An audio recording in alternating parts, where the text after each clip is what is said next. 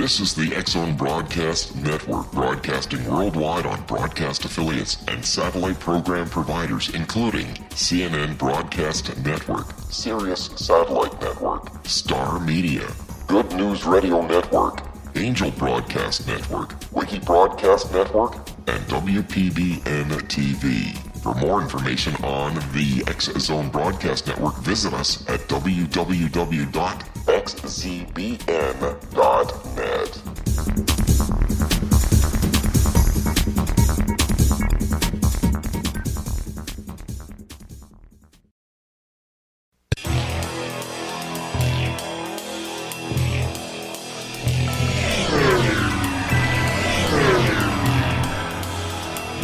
This is A Different Perspective with Kevin Randle. A retired U.S. Lieutenant Colonel, Kevin Randle has been studying UFOs for nearly 50 years.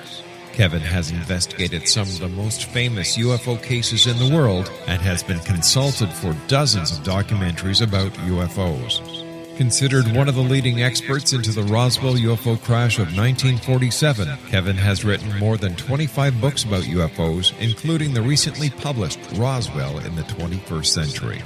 Now, here is the host of A Different Perspective, Kevin Randle.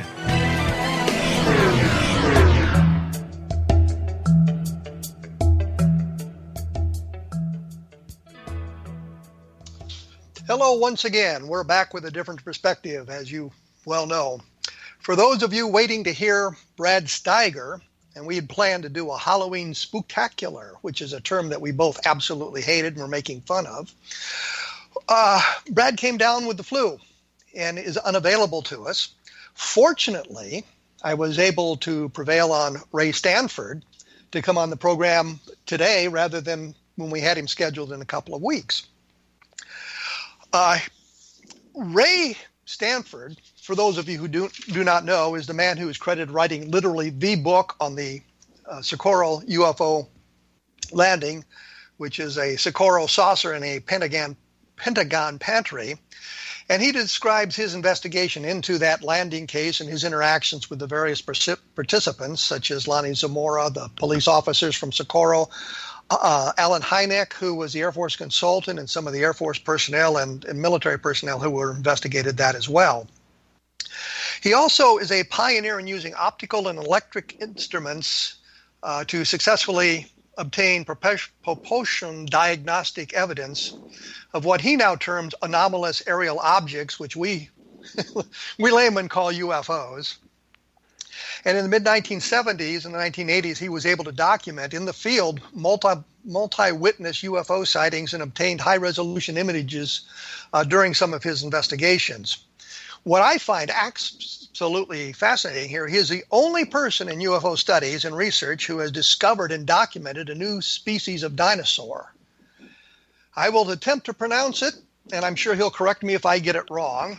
It is a Propanoploaurus marylandicus, and it's on display in the Smithsonian Museum of Natural History. He found the dinosaur inside the Washington, D.C. Beltway, and apparently the astronomers at the Goddard Space Flight Center, or whatever the name of that place there in Washington is, had been walking over it for years. So that is kind of an interesting thing, and is the only armored dinosaur hatchling reported in the United States, or in the eastern part of the United States. He has provided a number of links to scientific papers to give you more information about this, and unfortunately they're very long and very complicated, which do not work well on the radio. But I'll put them up at my blog, www.kevinrandle.blogspot.com, as soon as we have the link to the program up. So those of you who are interested in following up on that research can do that. So I would like to take this time to welcome Ray Stanford to the program. Welcome, Ray Stanford, to the program. Well, hi, Kevin. It's nice to be here. That's all you have to say after all that? That's all I have to say. And the pronunciation of your dinosaur, did I get that even close? Not quite. It's Propanoploaurus marylandicus. Okay. Well, there you go. My Latin is lousy. What can I tell you about it? As I mentioned earlier, you were the you may be the only living investigator who was originally at the site of the Socorro UFO landing back in April of 1964. And when I had Ben Moss and Tony Angiola on the program a few weeks ago, we had talked a lot about the landing, of course, at length. And he mentioned a photograph that you had taken of a Socorro-like object several months later. Could you tell me a little bit about that? Okay, that should be taken with great deal of caution. What it was, simply, after the events described in my Socorro book involving the zinc iron alloy scraped onto a rock in the Northwest Landing Gear imprint, after the events happened at Goddard Space Flight Center involving that described there, we went out, Bob McGarry and I drove on out, going back to Phoenix, our homes. We drove by Socorro, and on the 26th of August, I had an appointment to see Lonnie Zamora at 2 o'clock when he got off duty. And so we simply decided the best thing to do to spend the time before Lonnie was off duty was to go to the site and try to make some measurements of magnetic deviation. We didn't have a good instrument at that time, so we just used a compass, and using it a given distance from each plate of the steel dynamite shack, we recorded how many degrees and what direction it veered the compass, which probably has no scientific utility, but we did it anyway. And Ray, I have to interrupt you because we're going to have to take a break here. I know this first segment is very short, and I spend a lot of the time talking about it. But we will be back with Ray Sanford right after this, talking about the photographs that he took and a little bit more about the Socorro casing. We will return after these brief messages.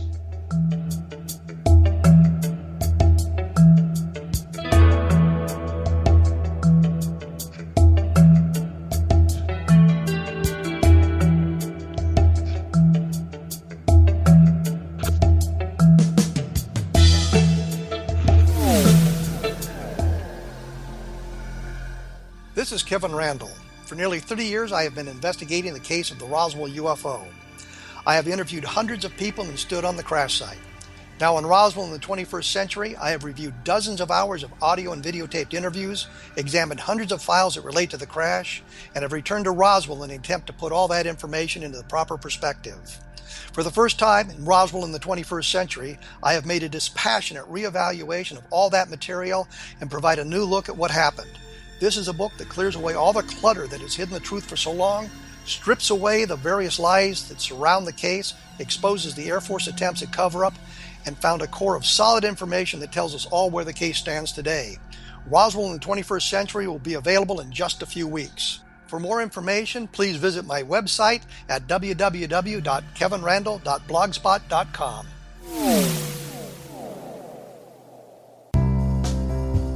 Gibbs A. Williams, Ph.D., is a practicing psychoanalyst, supervisor, researcher, and author in New York City.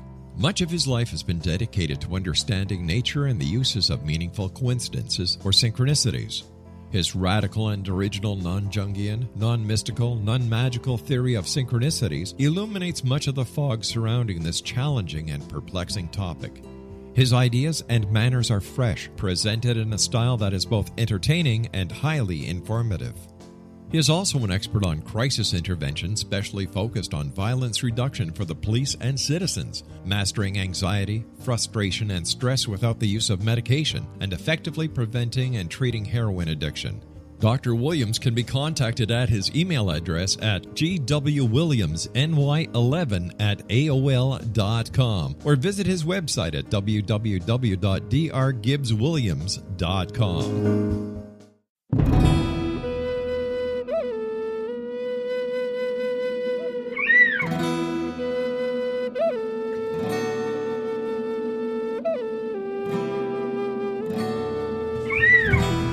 Shamanism is recognized as a method to access the quantum level.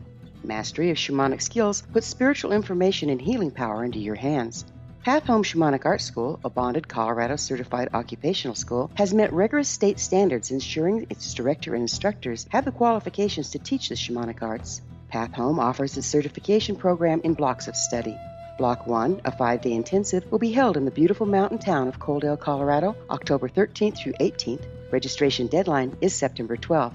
Experience journey trance, power animals, helping spirits, sacred space, and life purpose. Come discover your power. Join me, Gwilda Wiyaka, in the magical world of shamanism. Call 303-775-3431 or visit findyourpathhome.com.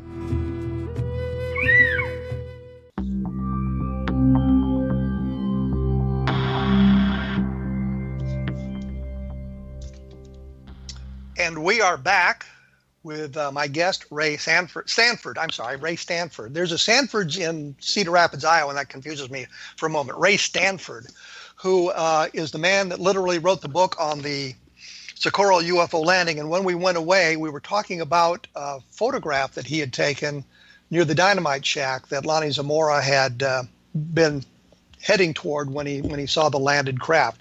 And you were saying that you had been taking measurements, magnetic measurements in the area at the time, doing some work in preparation for meeting Lonnie Zamora. So when I interrupted you, you were taking your measurements. So let's go from there. Okay, I decided. Well, I noticed on the front of the dynamite shack's metal door there was the ownership of it and where they were from. So I took a picture of the dynamite shack, hopefully showing that door for size reference.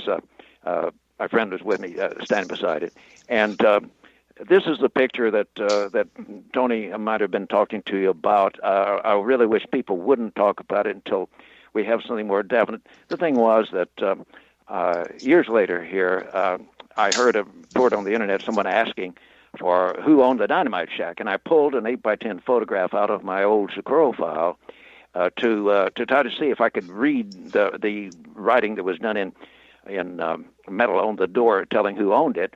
And when I did, I was kind of astonished to see that back on the western horizon, there was something that if it was real in the sky, certainly neither Bob McGarry nor I, who were there, saw anything. Of course, we weren't looking. We were just there to measure the dynamite shack and get on to meet Lonnie Zamora at 2 o'clock. So anyway, in the picture, it shows several objects. On the far left, it shows a thing that looks like it could be the Socorro object with the ends not pointed right toward you, but off to one side, and with no landing gear.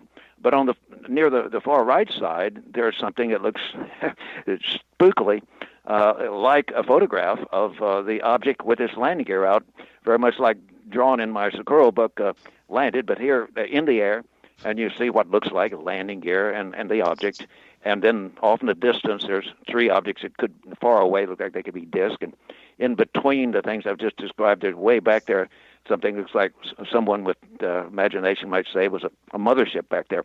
But I am dubious of photographs in which people don't see anything because the other day I had experience of thinking something odd was in one of my photographs there at Socorro, another one of them. And when I got back to the first generation print, I found out that all the prints on the roll of film, all the prints made from roll of film, had the same things in the sky. It was crud on the glass template that the negative was against when they printed it. So I want to say that even though this may look to people like I got a photograph of a Socorro object, for now I simply can't believe it. I look at it and I'd love to believe it, but I have to be objective. So I've got all these files with a lot more important things since the Socorro event, so I hadn't paid attention to these files in years, but somewhere in the files I've got the original negative and the original first generation photograph, and I can compare the negative to the print of the photograph and the ones adjacent to it on the film and see if these are really optical images. But even if they are, it still, in my opinion, would have to be downrated quite a bit because it was nothing seen. We don't know what's out there, and we know the human tendency. I'll give you an example. I'm a dinosaur track researcher, and you'd be surprised at things that people bring me on rocks that they think are dinosaur tracks. Just because something has a superficial resemblance to something doesn't mean it is, but our human mind, it to be something, will turn it into it. So I say I'm going to hold off on saying that I've got anything important photographically there at the Socorro site because I need to get to the original negative and see if it's a real optical image. If it is, I'll take it more seriously, but even then the case would have the problem that we didn't notice anything. But again, everything in the picture is within 1/2 degree of the western horizon.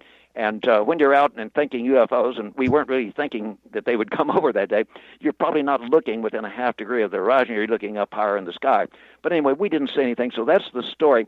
There are a lot more interesting aspects to the Socorro case and evidences that have not yet been brought forth that may hold a lot more importance. But what you're saying is Tony and Ben may have been a little bit more enthusiastic about the photograph than you are. Yes, they haven't been on this so many years to see how you have to be extremely cautious, and I'd say that's that they see it and wow, this looks like Ray has photographed the object. But at this point I wouldn't say so at all. Oh, so we kind of cleared up the picture problem then. I noticed when talking to both Ben and Tony on the radio a couple of weeks ago that they were very excited about the case, and they seemed to be very level-headed and very cautious about many, many things. But this happens to be one of the things they may have been a little bit more enthusiastic for than you would like them to have been.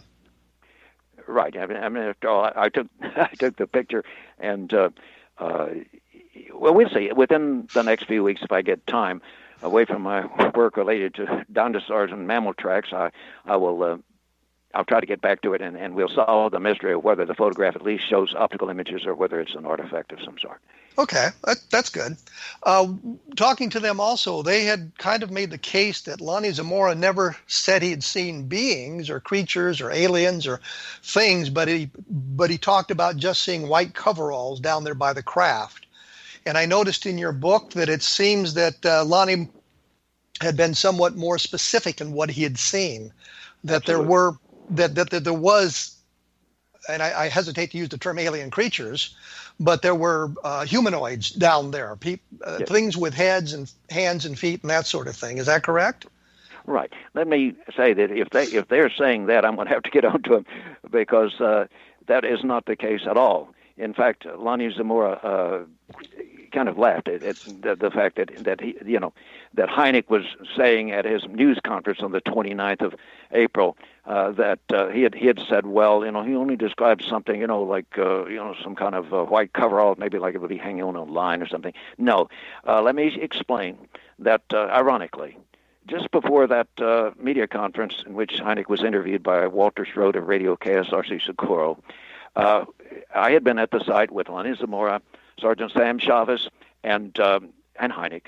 And Hynek stood right there, and we talked about what Lonnie saw. And he described them not as coveralls. He described them as small figures. And I said, Lonnie, do you have any idea what size these figures were? Now, he was objective. He didn't say people, he said figures. But he was clear that these were animate things, not just coveralls. He said they looked like they were wearing white coveralls. Okay, I asked him if he had any idea of size, and he said yes. He said, now the one that turned, he said one of them turned his head around and looked like he had probably heard the car coming up the hill in the gravel or something, and turned around and looked as he topped the hill. And he said this figure looked startled. Well, coveralls don't look startled. Yeah, I wondered about that because I'd seen that in a lot of descriptions where they reacted to the presence of Lonnie Zamora there, and I wondered how do white coveralls react? Yeah, it's a good question. Now, as we talked, and I said, well, he put his hand up beside a certain branch that was sticking out of the creosote bush that was just on the north side of the northwest landing gear, and he said the head came right about to here. And I said, well, that's really pretty small. How would you characterize them in human terms? He said, well, it was about the size of a 10-year-old kid, and then that's not very big. So he was definitely not describing just coveralls. He said they were wearing what looked like white coveralls. But Hynek absolutely heard him describe them as figures, and that jumped, and that were wearing what looked like white coveralls, and then his head jerking and turning, and he described exactly. He put his hand right there on the bush where he saw his head. And Zamora was a good, talented observer and had good memory about observations. I could go into reason how we know this. But anyway, ironically, when we got to the media conference, within 20 minutes after this conversation in which Hynek stood right there and heard all of this, he said that Zamora had never described anything to him about seeing any figures, that he described something that might have resembled white coveralls. right there with me in the room, who had stood right there with him, and Lonnie Zamora describing this. Well, in fairness to Ben and Tony, I may have misunderstood what they were saying, but it was my impression they were saying that Lonnie had never talked about anything other than the white coveralls. And I also noticed in going back through the Project Blue Book file on this, that Hynek's report, his first report in the Blue Book files, mentions nothing, absolutely nothing, about seeing any creatures or any figures or anything like that at all. He skipped over that completely. Yes. He skipped over a lot of things. For example, in his report, when we came back up out of the ravine in preparation to going to the media conference, when we got up to the top, Alan Hynek asked Zamora to go through exactly what happened when he pulled up there. Now, the police car that was there belonged to the state police, Sergeant Sam Chavez's car of the state police, and Zamora pointed out that Hynek had asked him to put the car exactly where he had pulled his. Now, contrary to anything you will see in the Air Force reports, any of them, the car was 50 feet from the center of the landing quadrangle. And Zamora talked about how he knocked his microphone out, picked it up, and stepped out of the car, and he took 3 steps toward the device that was sitting in the ravine. Now, keep in mind that he had his glasses on, and this object was in the vicinity, let's say 18 to maybe around 18 feet long. And he's only, when he got 3 steps, he was taking big steps, he said, he was really, he was in a state of wonderment, but he could plainly see the red so-called insignia, or whatever you want to call it, on the side. He could see that they were landing gear. And all of a sudden, there was a terrible roar that at first he thought was an explosion. In response to this, having been trained in the military, he flew to the ground, turned his head in the opposite direction of the object, and he showed us exactly where he hit the ground. And in my Socorro book, we have a very accurate, detailed drawing of exactly how he showed us he was on the ground. Now, Hynek does not mention that.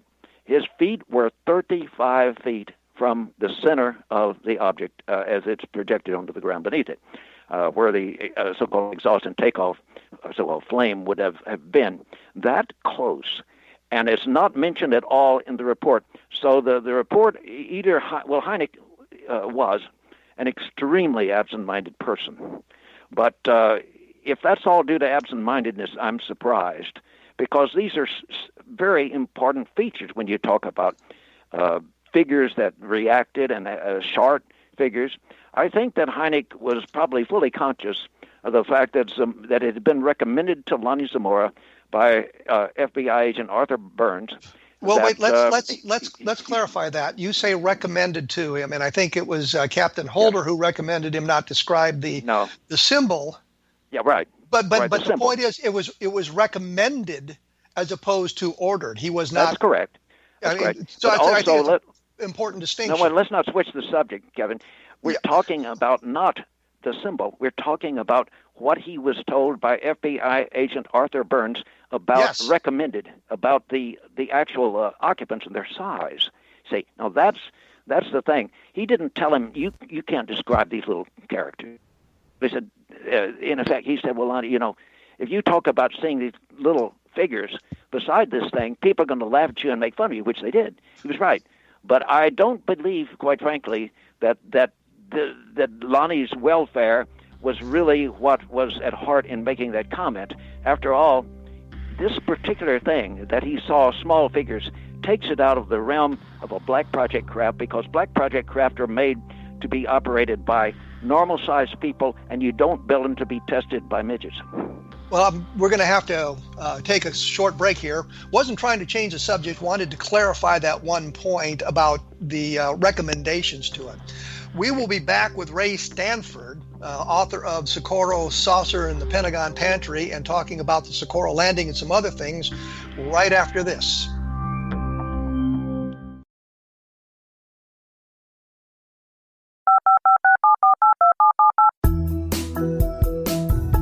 Did you know that when you're on the road with limited data or Wi-Fi, you can still listen to the X-Zone radio show with Rob McConnell, The Science of Magic with Gwilda Wiyaka, High Tech with Corey Kay, and every minute of the 24/7, 365 programming of the X-Zone Broadcast Network by calling 712-432-9459, courtesy of TalkStream Live.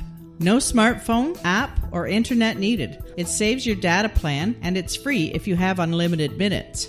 Call 712-432-9459 to listen on any phone, anytime, anywhere. Remember, 712-432-9459 for the best of paranormal, new age, thought-provoking, sci-fi radio programming 24/7, 365.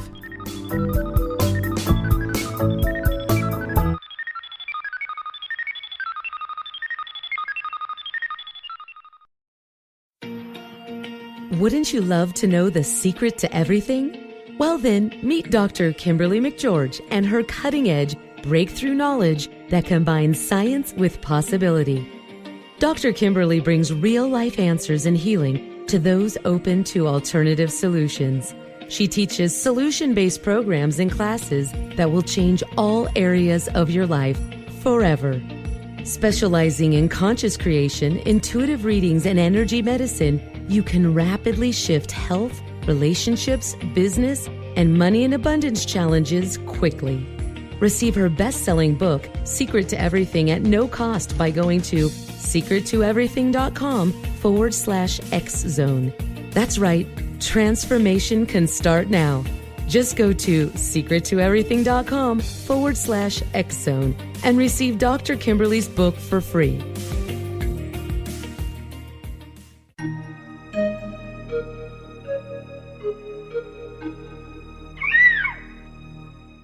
While science pursues fact, magic accesses the quantum level, bridging random facts to form truth. As long as science and magic remain separate and polarized, the truth cannot be known. I'm Gwilda Wiyaka. Join me on the Science of Magic radio program, dedicated to unification and evolution of consciousness. During each episode, I'll be speaking with experienced and respected scientists and mystics. From astrologers to astronomers, from medical doctors to shaman, the scientific method to dowsing and intuition, we'll weave together information from seemingly divergent practices to promote unity and enlightenment. Join me, Gwilda Wiyaka, and the Science of Magic right here on the Mutual Broadcast Network.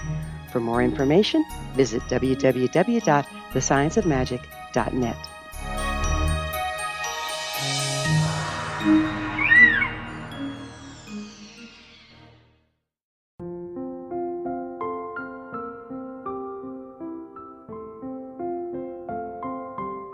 I am Dr. Carl O'Helvey, founder, president of a new cancer foundation focusing on evidence-based physical, mental, and spiritual interventions, including natural cancer cures, prayer, meditation, affirmations, nutrition, and other related holistic cancer prevention and cure modalities.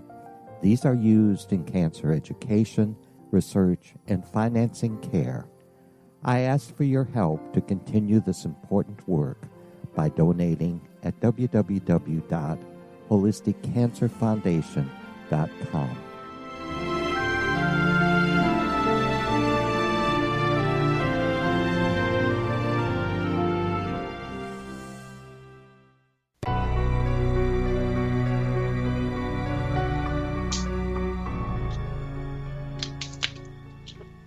And we are back with Ray Stanford talking about Socorro in detail here. Ray having been or is the only living investigator who was on the site right after Zamora's sighting in the days that followed it, talking about his measurements, what he saw, what Lonnie Zamora and Sam Chavez, who was a state police sergeant at the time, the first person that Lonnie Zamora talked to about this. And we were talking about FBI agent Burns, who, by the way, I noticed in the reports in the Project Blue Book file, got a little ahead of myself there. The reports in the Project Blue Book file that Burns had asked Holder not to mention that the FBI was there. And I've seen that in other cases where the FBI has said, we're not really here, we're doing something else. So anyhow, these guys were making recommendations, really not ordering Lonnie Zamora to do something, but suggesting ways of handling this, and had suggested that he not mention the small beings, the small things that he had seen, simply because it would lead to ridicule. And I think what you were saying at the time when we took our break there was that is exactly what happened. There were people who were less than kind to Lonnie Zamora about seeing these, and I'll just call them alien creatures for the lack of a better term right now, these alien creatures. Okay. So Lonnie had seen the creatures. He was told not to talk about it. We're now at the press conference with Hynek in the room. I think it's his hotel room from what you said in your book. Right. You're in there. The reporter's in there. Hynek mentions absolutely nothing about the alien creatures. That's right. He merely was willing to talk about that. Zamora had said he saw something resembling white coveralls, two of them standing beside the object in the ravine, and one of them reacting as if it were startled. That would be a good one for Halloween, wouldn't it? So he's I really don't understand Hynek's response there, simply because there's other cases in the Blue Book files where they talk about alien creatures, and he doesn't seem to be that flummoxed by them. But I like I said, in the report, I mean, it sort of confirms what you're saying there. In his report to the Air Force, he mentions nothing about that. He talks about other things, but he doesn't talk about the alien beings, the alien creatures. Did he give you descriptions of like facial features or anything like that? Footwear? He said he could not see facial features, but he could see the head and see the upper part of the body and the head kind of look around and jerk, like it was startled. He just said he couldn't see any facial features, and he couldn't tell whether it had any headgear on or not, but he could see the heads. But keep in mind that this was just as he topped the rise after 3 attempts to get up at hitting the gas so hard that he was spinning in the gravel and not making progress until the third time got to the top. And this was literally, this observation, I don't believe, lasted more than a very few seconds, because he was anxious to get over there to it, and the dirt tracks dropped down to the right and the north before you could go over further west, and so he lost sight of it. So it was a very brief observation. And it was through the windshield of the car. He's in the car. He saw it through the open window of the car. Open window, okay. Yeah, because he was turning the car right to go north where the tracks went, and that window was open. His windows had been open. That's one of the things that enabled him to hear the roar of that flame he saw in the sky that was coming down that caused him to go in that direction. The windows of his car were, in fact, down. And that was one of the other things. We've always looked at this as sort of a single witness case. It's Lonnie Zamora seeing this thing, and that's it. And as I was going through the Blue Book files, and I noticed the same thing in your book, Richard Holder reported that the police officers, the dispatcher in the Socorro police station, had mentioned that they had gotten 3 telephone calls about a blue flame in the sky. And I mentioned this because Ben Moss and Tony Angiola had mentioned these things, and I had asked him at the time, did you check the police logs? And I never really got an answer from them on that, and we kind of moved on from that. But going through that, we find Holder's report talking about that. So even though it clearly was not mentioned in the logs, the police officers there told Holder and others that 3 people had called in. So it's sort of not a single witness case simply because we have that report. Unfortunately, we don't know who those people are. Nobody bothered to take names or phone numbers or write it down. Oh, let me mention, though, that let me add a visual witness. Sergeant Sam Chavez of the New Mexico State Police, the late Sam Chavez. All the policemen in Socorro that knew him knew that when Lonnie called, and Lonnie asked him to come alone, even though others heard it and followed. The first one was New Mexico State Policeman Ted V. Jordan, along with Under Sheriff James Luckey. But Chavez was the first to arrive, and while he was approaching the site, not yet at the site, he observed the object in the sky. He did not want this known. He thought, probably the rest of his life, that this was some kind of a black project craft. He couldn't believe that there were any little creatures beside it that maybe he knew Zamora could be trusted, but he thought, maybe he had misobserved their size. But he saw this, but it wasn't close up. He saw it way up in the sky where it was kind of an unknown view, circular, as you can imagine, the way it flew away to the west, and Chavez is approaching from the east, basically, and it's going on up in the sky. It was way up there, of small angular size, but he definitely did see it, and it was moving at a substantial clip when he saw it, according to what he told the policeman friends of his. Now, there's a visual witness, and then Walter Schroed and I went into a restaurant bar there in Socorro on the night of the Tuesday, I guess the 29th of April, 1964, and we were sitting in there, and of course everybody in town knew who Walter Schroed was at the radio station. So two women there saw him and started talking about the case, and they said that while they didn't see it, they clearly heard it. And what they described, I mean, there's no question if you'd heard them that they were utterly sincere. If they were hoax in the first place, they'd have said they saw it. But both of them were taking care of their normal duties, whatever they do in their homes. They live in two different places. And each of them heard a terrible roar, and then it stopped. But then, a minute or so later, however long it was, they heard another roar. Well, their natural presumption was that maybe something had been launched from White Sands, and they were hearing a lot of noise from some kind of a launch or something related to White Sands, so they didn't look out. But they both said they heard it, and that the timing and the spacing between the first roar and the second roar were commensurate with Lonnie Zamora's description of the timing of the event. So there we had two auditory witnesses right there.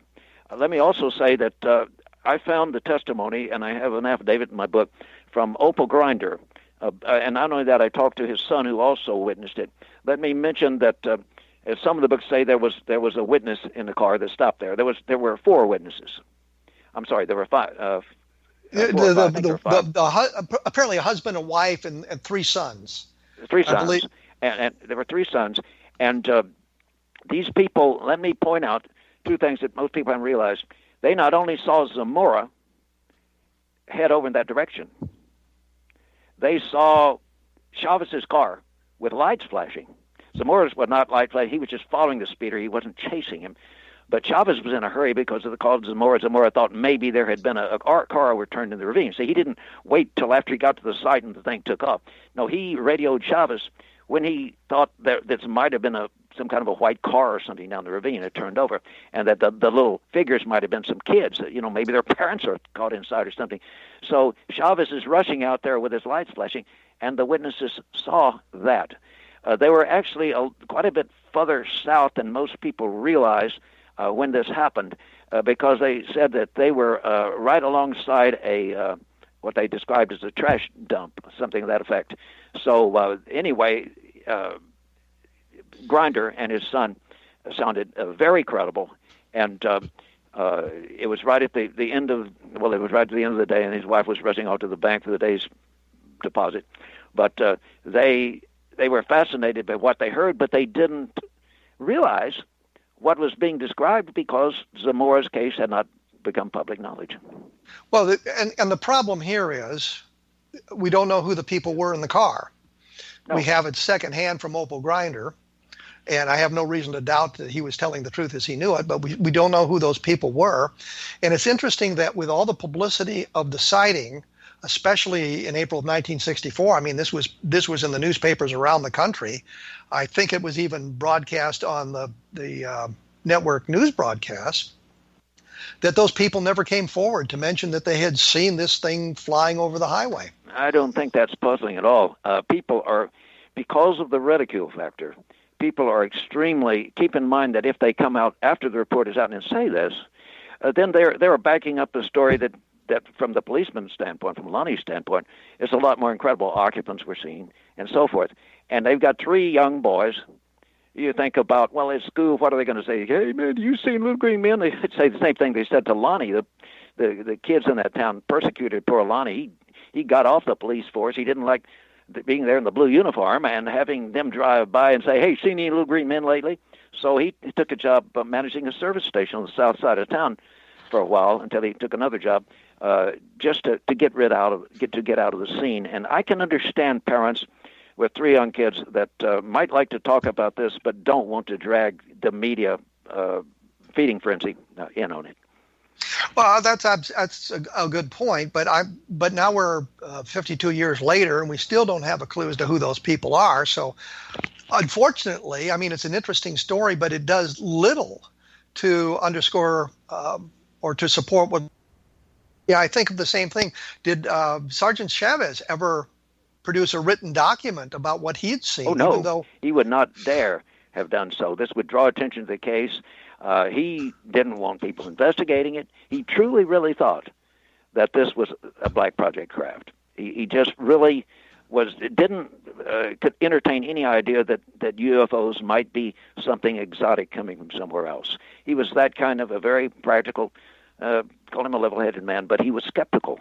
And he only confided it to his fellows in blue, and that was it. And they confided it to me, but I honored him.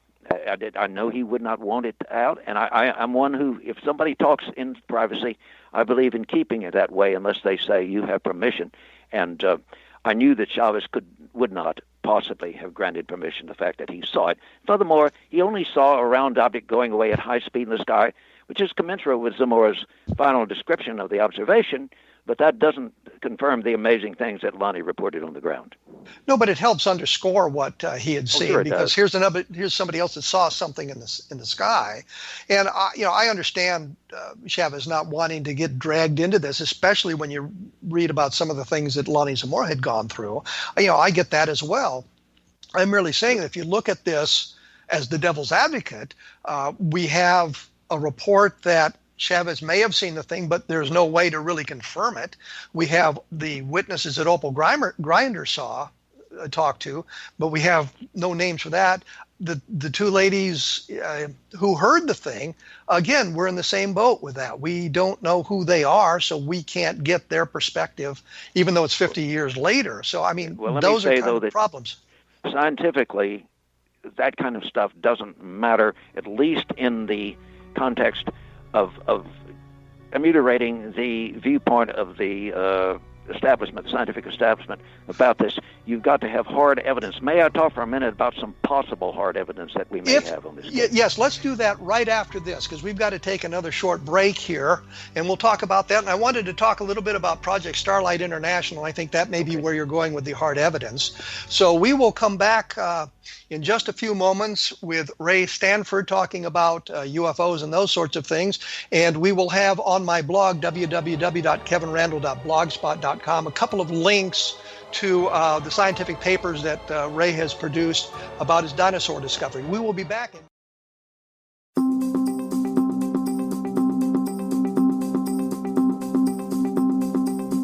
As host of Dialogue with Divinity, I am thrilled to join the X-Zone Broadcast Network and their growing number of affiliates. My quest for a connection to the divine ignited my successful career path as an international spiritual counselor for over 40 years, an author of 4 books, and well-known metaphysical educator. My clients call me their spiritual mama. So my job is to offer you a radio show to help you grow spiritually with wisdom and get specific tools from guests who are experts in their field. Tune in to Dialogue with Divinity and be part of the conversation with Spirit. My goal, your happy soul. For more information, please visit my website at johannacarroll.com.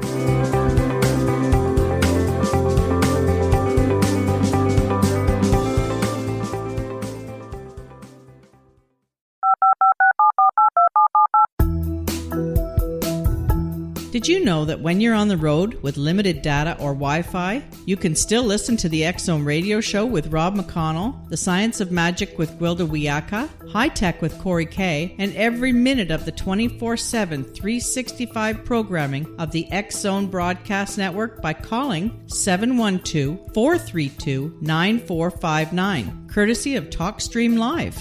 No smartphone, app, or internet needed. It saves your data plan, and it's free if you have unlimited minutes. Call 712-432-9459 to listen on any phone, anytime, anywhere. Remember, 712-432-9459 for the best of paranormal, new age, thought-provoking, sci-fi radio programming 24/7, 365.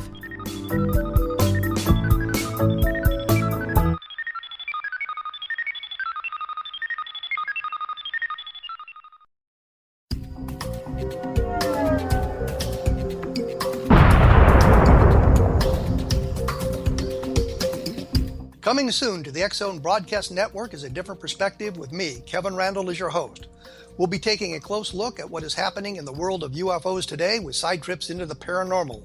Guests will range from those who are household names to those who have a different perspective on a variety of topics. No topic will be taboo, but there will be tough questions asked as we all search for the truth about UFOs, the paranormal, and those things that excite us. Sometimes we'll agree with a guest and sometimes we won't, but we'll try to keep the program topical. For those of you who would like to read, be sure to visit www.kevinrandle.blogspot.com and remember to listen to the other fine programs on the X-Zone Broadcast Network at www.xzbn.net.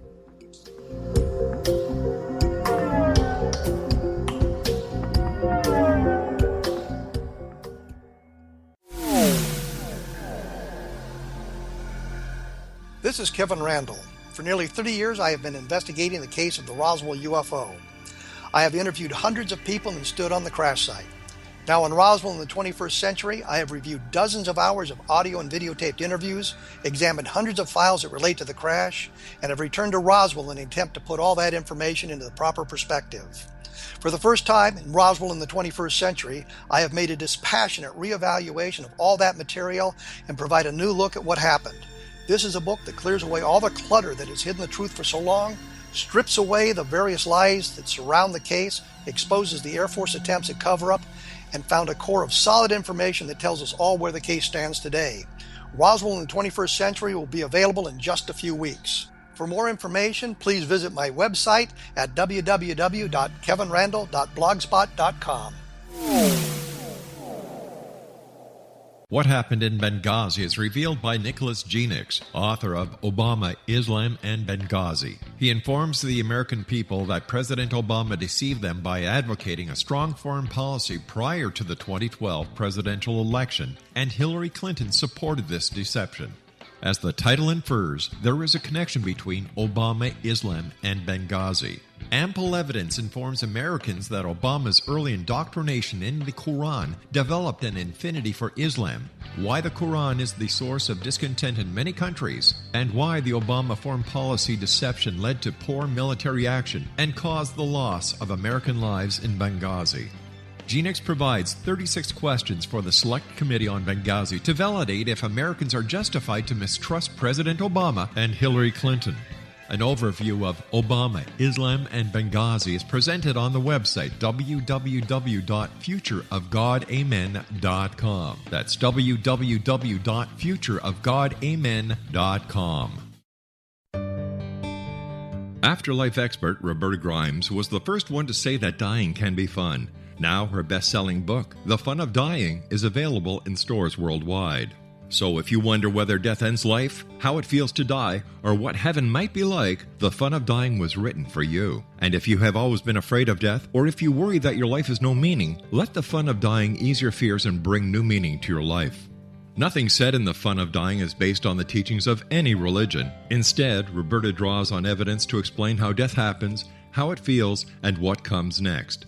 A lot of the best death-related evidence was produced in the first half of the 20th century. When it is put together with recent discoveries, it tells a consistent and amazing story. Roberta Grimes blogs and answers questions at robertagrimes.com. Her wonderful book, The Fun of Dying, is available on Amazon and at stores worldwide wherever books are sold.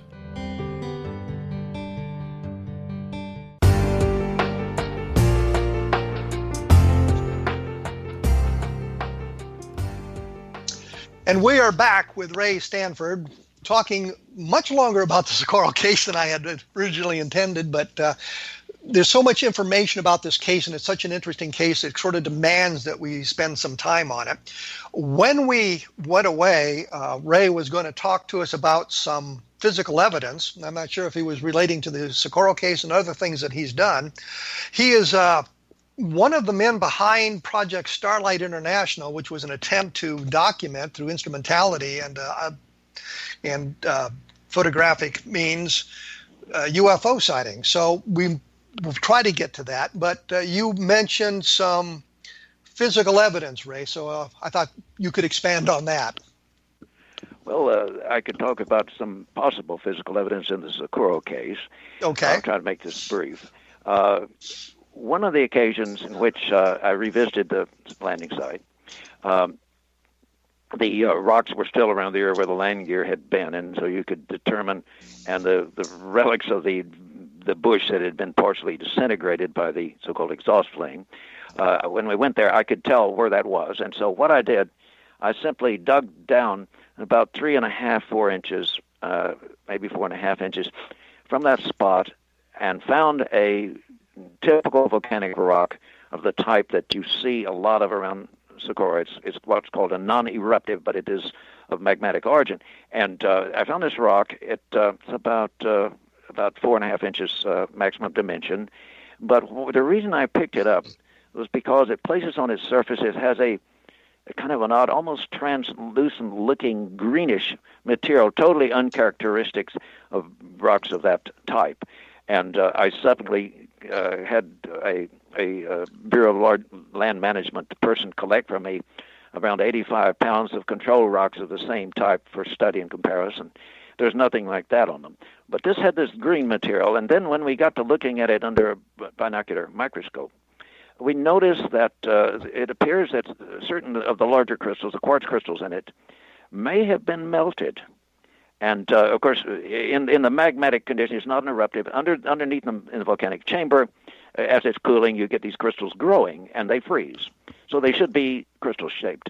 But on the surfaces of this, it looks like, and that's a cautionary term because looks can be misleading, but it looks as though these crystals at places at least, and maybe at most of the places, have melted and beat it up. When you melt a crystal, it will have a surface tension, and it will beat up if it's melted enough.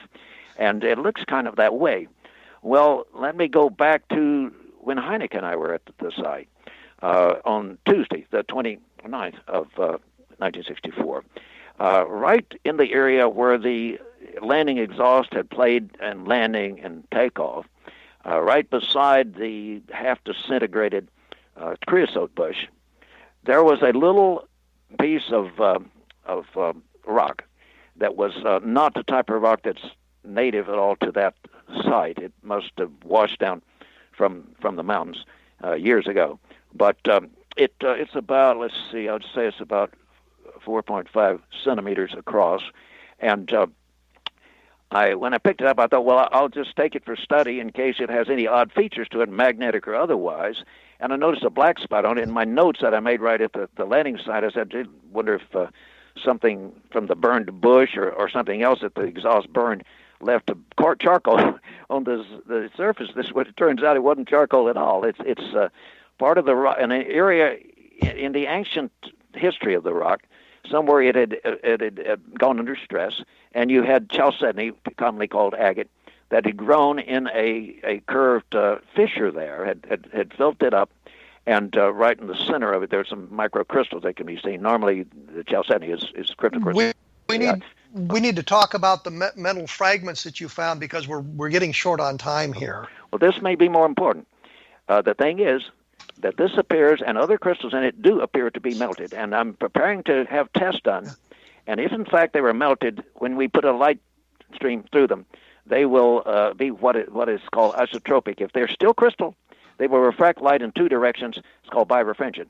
If they are isotropic, then the Socorro case is a whole new ballgame because it will suggest that whatever was driving that exhaust that did not bounce off the surface could not have been even a plasma engine.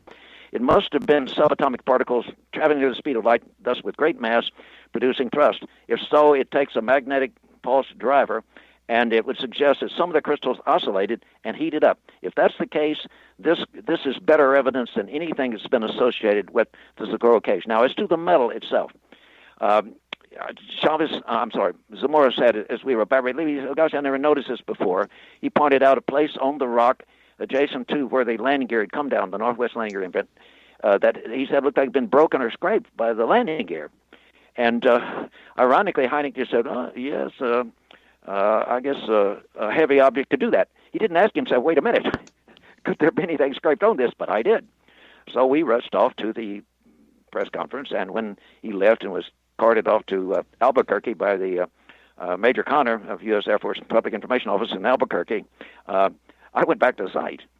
And I had photographed that location with a rock in it at 8:20-something that morning, and before I'd ever gone back out with Chavez and Zamora and Hynek. And so I had a picture of it before, and then I took a picture of it after I removed it from the site. You can see the hole where I removed it. And much to my amazement, there were, where the rock had been scraped by the landing gear, there were little flecks of metal, and there was one with a little rolled up sliver. And now ultimately, when I got back to Phoenix, there was a medical doctor friend of mine that was wanted to see this, and I handed it to him, and he got a hold of it where the sliver was, knocked it off in the grass, and despite using a big magnet, we couldn't find it. But anyway, the rest of them were still there. And at the suggestion of Richard Hall of the NICAP, we took this to the Goddard Space Flight Center, and in the space materials section there, it was analyzed, and they promised to take only half the metal, and that we could go to lunch, and they'd come back, and we'd get it back with half the metal on it, and they would keep the rest of it to subject to radiation over the weekend, and then use X-ray diffraction tests to determine what it was. Well, when we got back, I almost lost my teeth. Had I been able to, I probably would, because if I had false teeth, because my jaw dropped. They had taken all the metal off the rock, and that left me very upset. And Hall said, "Oh, don't make a scene, don't make a scene." Well, I felt like making a scene, but didn't. And but anyway, Dr. Henry Frankel was the man in charge there, and he true to his word. He had me call him on Wednesday, the following. Or was it Tuesday? I'd have to check the book. And he said, "Ray, you'll find this interesting. That was on the alloy of zinc and iron that, according to our charts of all alloys produced, or charts of all alloys produced on the Earth, and we have very complete charts, there's no such alloy produced." And he said, so, it could lend itself to the interpretation. Wouldn't prove it, but it does lend itself to the interpretation that this might have had an extraterrestrial origin. He actually said that. He said, there's just a few little traces there that we don't know what they were, but we're going to do some tests, some further tests, and we'll let you know. But subsequently, to make a long story short, there was a cover-up. They came back and claimed, it was all a big mistake. Now Frankel didn't tell me this. I don't think he wanted to. I think he had to get a flunky to do that, somebody under him, I'll say. And another person named in the book called me and said, it was all a mistake. Well, I immediately called the head of the Department of Chemistry at Elmore College in Corpus Christi, where I was after I'd come back from Goddard, and where my parents lived, and he said such a mistake could not be made. And that pretty well settled to me that I hadn't been told the truth. But Dr. Hynek asked several major people in analysis whether that mistake was possible. They told him no, and he said, Ray, you know what? If I were you, now this was after he was free of the Air Force after 1969, but he said, if I were you, I would just accept the original statement.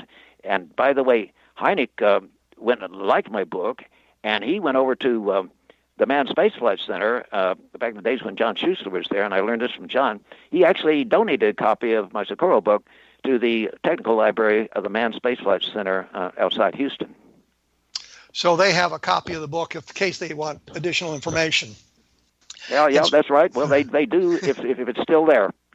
And that kind of brings up a question. We've mentioned the book several times, Socorro Saucer in the Pentagon Pantry. If someone wants to get a hold of the book, how do they do that? Okay, if they want to buy the book, I have, thanks to the publisher who's deceased, but he left me several boxes of brand new. They were printed in 1976, but they're brand new condition. The hardcover with the dust jacket, brand new looking, and the original first edition. And if somebody wants that signed by me, what they can do, they can go to PayPal and pay me. It's $50 plus $10 for shipping, and $60 total. And pay it to Ray Stanford. PayPal. I'm listed as either Dinosaur Tracker at Verizon.net or RayStanford38 at gmail.com. I don't know which. They could try either and see which one works. But I can provide you with that later. You could put it up on your blog if you like. But they can do that, and I'll get it to them right away. Once I get the payment from PayPal, I will send it to them by priority mail with tracking. I'll even send them an email telling them the tracking number in case they want to keep track of it. So they can do that. The book is selling elsewhere. Believe it or not, I'm shocked, but it has sold. Some copies of it have sold for over $400, old beat-up copies.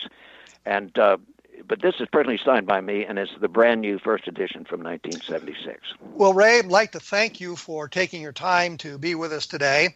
I think we also thank Ben and Tony of MUFON VA, that's Virginia, for kind of getting us together to talk about these sort of things. I appreciate that. They're good guys, by the way.